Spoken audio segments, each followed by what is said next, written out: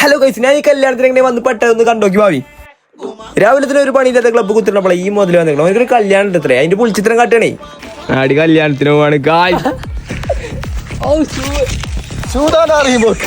ചെറുക്കനെ കല്യാണത്തിന് പോയി. ഞങ്ങളൊന്ന് ചായ അടിച്ച് അങ്ങാടിക്ക് ഇറങ്ങി. അപ്പോഴാണ് ഈ മുതലാളെ കണ്ടത്. നടന്ന് കോയാങ്ങാൻ പോകാൻ ഇറങ്ങിയതാ. കുട്ടികളെ നോക്കി നടക്കണേ കള്ളക്കുതിരാള്.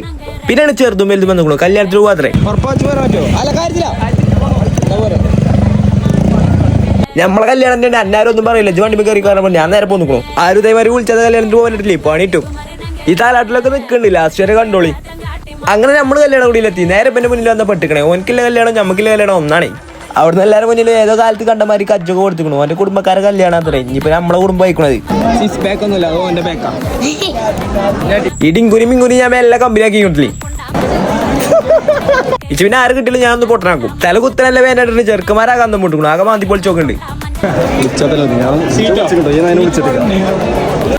തിന്നാ മതി. ഇതൊന്ന് നീച്ച് പെയ്ക്കാറുമ്പോ ചെറുക്കനൊരു നോട്ടം. ചെറുക്ക പ്ലേറ്റോട് തലയിക്കോട്ടല്ല നോട്ടണത്. അങ്ങനെ നമുക്ക് സീറ്റ് ഇട്ട് നമ്മളെ റെഡി ആക്കും വേണം. അല്ല ഒരു മനസ്സിൽ വരില്ല. അത്ര കൂടി തിരക്കണേ. 2 വച്ച് കിട്ടിയാൽ മതി. എന്തോ കാട്ടിക്കോളാം.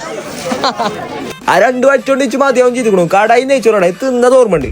ഇപ്പൊ ആർത്തന്നെ ഇരിക്കണ വെച്ചാലേ ഒരു എല്ലും മുടി ചങ്ങ് കുടുങ്ങിക്കണു. പറയാത്ത കല്യാണത്തിന് വന്നിട്ട് ഒരു പയം മുണുങ്ങാൻ വന്നേണ്. കണ്ണുമുറൊക്കെ പെയ്ക്കണാണ് നോക്കണി. ചെങ്ങായത് കണ്ടുക്കണു. എന്ത് ഒനെത്തി മണി നോക്കിയപ്പോ ചങ്കിൽ നേരെ എല്ലും മുട്ടി കണ്ടുക്കണു. നേരെ ഹോസ്പിറ്റലിൽ കൂട്ടും. വിളിച്ചാതെ കല്യാണത്തിന് പോയിന്റെ തൊണ്ടയത്തെ എല്ലും കുടുങ്ങി. പിന്നെ എന്റെ മാതിരി ആരും വിളിച്ചത് കല്യാണത്തിന് പോയി മുണുങ്ങാൻ നിൽക്കണം. അതേമാതിരി പണി കിട്ടും. അപ്പൊ ഓക്കെ.